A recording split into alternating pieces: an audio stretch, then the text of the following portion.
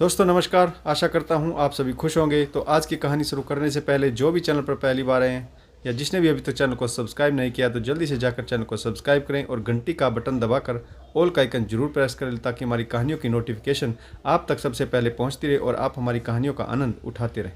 तो दोस्तों अगर आपको कहानी अच्छी लगती है लाइक शेयर और कमेंट्स जरूर करें ताकि हमारा भी हौसला बढ़ता रहे। तो चलिए शुरू करते हैं आज की एक और बेहतरीन कहानी। स्टेशन पर ट्रेन रुकी तो मोहन शास्त्री पत्नी शीला के साथ ट्रेन से उतरकर खड़े हो गए। गांव से आए शास्त्री जी को मुंबई एक अलग ही दुनिया लग रही थी।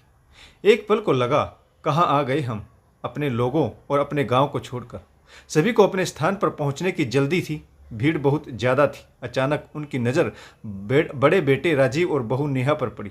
दोनों ने उनके पैर छुए तो शीला ने बहू को गले से लगा लिया। शीला जी बहू से नया संबंध जोड़ने के लिए बहुत उत्साहित थी। यह भागदौड़ की जिंदगी या फिर यूं कहें कि वक्त की दो रोटी की खातिर शास्त्री जी के दोनों ही बेटे मुंबई में अपने परिवार सहित रहते हैं। दोनों बहुओं के साथ शीला को रहने का मौका कभी नहीं मिला। शादी होते ही वह अपने पति के साथ मुंबई आकर रहने लगी थी।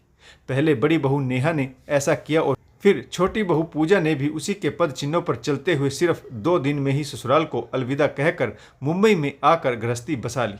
आज बरसों बाद शास्त्री जी पत्नी सहित अपने बेटों के पास रहने के लिए आए थे।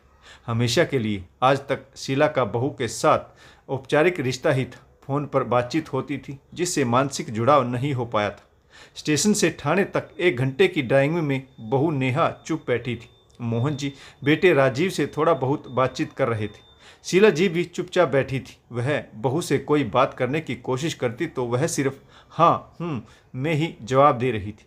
शीला जी कार से बाहर देख रही थी। तेज गति में गाड़ियां अनुशासन से लाइन में फर्राटे से भाग रही थी। आज शीला जी भी इस दौड़ में शामिल हो गई। घर पहुंचकर मोहन जी और शीला जी ने नहा धोकर खाना खाया और आराम करने लगे। मोहन जी ने रिटायरमेंट के बाद अपना घर बेचकर दोनों बेटों को बराबर हिस्सा दे दिया था। अब वे बारी बारी से दोनों बेटों के पास रहने के लिए मुंबई आ गए थे। अगले दिन बहू नेहा जल्दी जल्दी काम निपटा रही थी। इसके बाद उसे ऑफिस भी जाना था। शीला जी ने कहा, बेटी घर के कामों की चिंता मत किया करो, काफ़ी काम तो मेड कर जाती है, बाकी मैं कर लूँगी, पूरा दिन खाली ही तो रहती हूँ। ऐसा कहकर शीला जी बहू से मानसिक तौर पर जुड़ना चाहती थी, लेकिन बहू ने टका सा जवाब दे दिया, माँ जी आप चिंता मत करिए, आवश्यकता होगी तो मैं मेड को अधिक पैसे देकर उससे काम करवा लूँगी, आप बस आराम करिए। बहू के जवाब से लग रहा था कि वह अपनी गृहस्थी में किसी का हस्तक्षेप पसंद नहीं करती। सास का तो बिल्कुल भी नहीं। शीला जी घर के कामों से अलग थलग अपने आप को बहुत लाचार महसूस कर रही थी। बहू की सेवा में सेवा भाव नहीं था। यह बात अलग थी कि वह किसी को शिकायत का मौका नहीं दे रही थी, लेकिन अप्रत्यक्ष रूप से वह सास ससुर से जुड़ना भी नहीं चाह रही थी। कहने का मतलब है कि बहू बेटे के लिए माँ बाप सिर्फ मेहमान थे, वह भी अनचाहे। बेटा बहू के व्यस्त जीवन में उनका कोई स्थान नहीं था। वातावरण में औपचारिकता उन्हें दम घोंटू लगने लगी। बहू के व्यवहार में ऐसा कुछ नहीं था जिसकी वे आलोचना कर सकें, परंतु उसमें अपनेपन का अभाव था। वे दोनों तो उनसे जुड़कर बच्चों के जीवन का अंग बनना चाहते थे, लेकिन बहू बेटा उन्हें अपनी जिंदगी में स्वीकार ही नहीं कर रहे थे। बहू का घर पर एक छत्र शासन था। ऐसी स्थिति में 1-2 महीने वहाँ रुका जा सकता था, लेकिन हमेशा के लिए नहीं। शीला जी सोचती थी, यह कैसी विडंबना है, बात कुछ भी नहीं, फिर भी बहुत बड़ी है। बेटे से कैसे कहूँ कि तुम्हारी पत्नी ने तुम्हारे माता पिता को तुमसे अलग करने का एक अलग आधुनिक तरीका खोज निकाला है। वह ना तो हमारी उपेक्षा करती है और ना ही हमें स्वीकार कर रही है। बेटे बहू के व्यवहार में छुपी मानसिकता को वे दोनों समझ रहे थे। एक दिन राजीव जल्दी घर आ गया। नेहा ऑफिस में ही थी। शीला जी ने बेटे से बात छेड़ी, बेटा हम सोच रहे थे कि तुम्हारे छोटे भाई रोहन के पास कुछ दिन चले जाते हैं।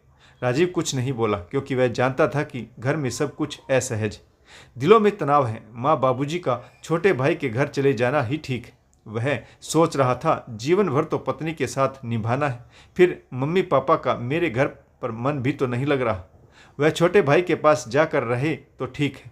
राजीव ने कहा, ठीक है चले जाइए, फिर जब मन करे थोड़े बहुत दिनों के लिए फिर से आ जाना, आपका ही घर है। ऐसा बोलकर वह अपने कमरे में चला गया। मोहन जी और शीला जी बिना कहे ही सारी बातें समझ गए। अगले दिन राजीव उन्हें छोटे भाई रोहन के यहाँ छोड़ आया। वह भी इसी शहर में रहता है। जाते समय राजीव ने माँ के हाथ में कुछ रुपए जबरदस्ती रख दिए। माँ की आंखों में आंसू थे। यह देखकर राजीव की आंखें भी नम हो गई। पैर छूने को झुका तो मोहन जी ने बेटे को गले से लगा लिया। सारे गिले शिकवे पीछे छूट गए। वे बेटे की मजबूरी को दिल से महसूस कर रहे थे। अब मोहन जी और शीला जी छोटे बेटे रोहन के घर में थे। बहू पूजा जुड़वा बच्चों की माँ थी। बच्चों के साथ साथ पूरा घर अस्त व्यस्त था। शीला जी ने आते ही पूरे घर को संभाल लिया। बच्चों को संभालने के लिए उन्होंने आया लगा रखी थी, लेकिन वह ना तो बच्चों की देखभाल ठीक से करती थी और ना ही घर की साफ सफाई। पूजा भी नौकरी करती। सास के आने से पूजा को बहुत सुकून मिला। सास ने आते ही पूरी गृहस्थी संभाल ली। घर की काया पलट हो गई। अब पूजा खुशी खुशी जॉब पर जाती, क्योंकि पीछे से सासू माँ सब कुछ बहुत अच्छे से मैनेज कर रही थी। आया से भी अच्छे से काम करा लेती थी और छोटे बच्चों की देखभाल दादा दादी की छत्रछाया में हो रही थी। इस बात से रोहन और पूजा दोनों ही बहुत खुश थे। एक दिन रोहन पूजा से बोला, अगर यह दोनों यहीं रह जाएं तो हमें आया की जरूरत ही नहीं पड़ेगी। और उन्होंने अपने मन की बात शीला जी के सामने रख दी। रोहन खुश होते हुए बोला, माँ, अब से आप दोनों मेरे साथ ही रहना। घर की देखभाल ठीक से हो जाएगी।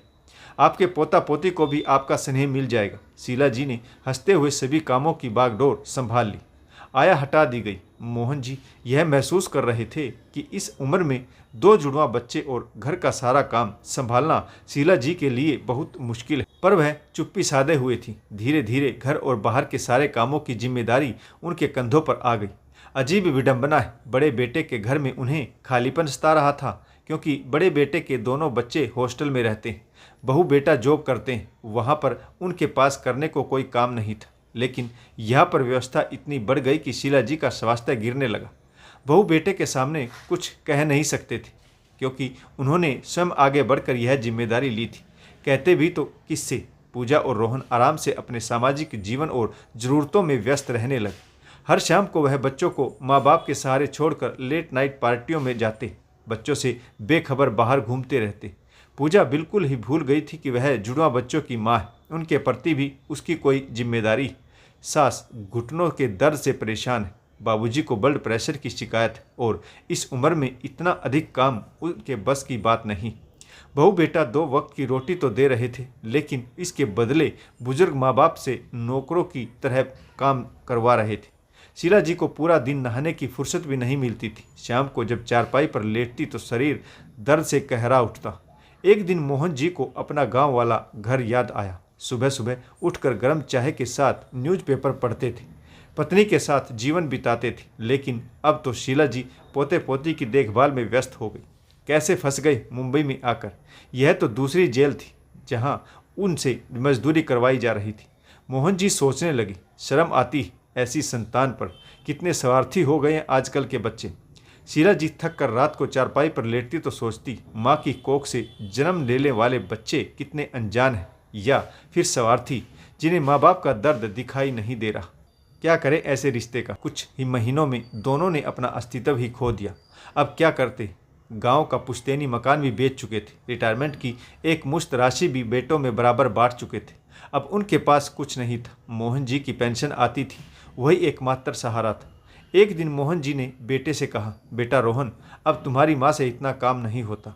रोज़ दर्द से वह सो भी नहीं पाती। बहू पूजा तुनक कर बोली, मम्मी जी ने स्वयं ही काम करना शुरू किया था। मैंने तो नहीं कहा था। मेरा घर जैसा था ठीक था। यह सुनकर शीला जी को धक्का लगा। सच ही तो कह रही है वो, घर तो उसी का है, हम दोनों तो मेहमान हैं। बहू ने बच्चों की केयर टेकर को वापस काम पर बुला लिया तो रोहन का मूड खराब हो गया, क्योंकि अब माँ बाप का खर्चा बढ़ गया। शीला जी को कुछ चैन की सांस मिली, लेकिन बहू के व्यवहार में बदलाव आ गया। अब उनका मन भी उनसे बिल्कुल उछट चुका था। एक दिन मोहन जी ने बेटे रोहन से कहा, कुछ जरूरी काम है, हम दोनों कल गांव जा रहे हैं, हमारी टिकट करा देना बेटा। बेटे बहू के मन की मुरीद पूरी हो गई। एक बार यह भी नहीं पूछा कि गांव जाकर आप रहेंगे कहाँ। पुश्तैनी मकान तो आप बेच चुके हैं। वह तो आधुनिक जिंदगी की दौड़ में अंधे हो गए थे। माँ बाबूजी के लिए टिकट करा दी। रात को सोते समय शीला जी ने पूछा, यह गांव जाने का क्या चक्कर है? अब इस उम्र में क्या कर लेंगे आप? शास्त्री जी बोले, याद है मेरा बचपन वहीं बीता है। छोटी सी नौकरी से मैंने कितना अच्छा घर बनाया था, परंतु बेटों के मोह में आकर वह भी बेच दिया। जब जायदाद आधी आधी बांट रहे थे तब बेटों ने नहीं पूछा कि माँ बाबूजी आप कहाँ रहेंगे। तब तो हमें गांव का सब कुछ बेचकर अपने पास बुला लिया। अब यहाँ हमारा जीवन नौकरों से बदतर बना कर रखा है। मैं यह नहीं देख सकता। शीला, बहुत बड़ा काम है। हमें मकान ढूंढना है। एक एफडी उसे तड़वा लेंगे, जिससे गांव में छोटा सा मकान आ जाएगा और पेंशन से हमारा गुजारा भी हो जाएगा। ऐसी उपेक्षित जिंदगी से अच्छा है हम अपने घर में रहें। मुंबई शहर ने हमें एक सीख दी है कि अपना घर किसी हालत में नहीं छोड़ना चाहिए। शास्त्री जी ने पत्नी का हाथ छुआ तो नरम स्पर्श महसूस करके दोनों की आंखें नम हो गई। अगले दिन वह गांव लौट गए। कुछ महीने में सब कुछ लुटाकर गांव में खाली हाथ वापसी की। लेकिन आस पड़ोस के अपनेपन ने उन्हें संभाल लिया। उनके पास एक सुकून था कि दोनों साथ। अब इस बात का भ्रम नहीं कि बहू बेटे बुढ़ापे में हमारी सेवा करेंगे। दोस्तों, कहानी कैसी लगी? तो दोस्तों, आपको कहानी कैसी लगी और इस कहानी में किस पात्र की भूमिका अच्छी रही और इस कहानी से आपको क्या सीख मिली, कमेंट्स करके जरूर बताइएगा। आशा करता हूँ कहानी आपको जरूर पसंद आई होगी। तो कहानी पढ़ने के लिए आप सभी का बहुत बहुत धन्यवाद। जय हिंद, वंदे मातरम, भारत माता की जय। जय जवान और जय किसान।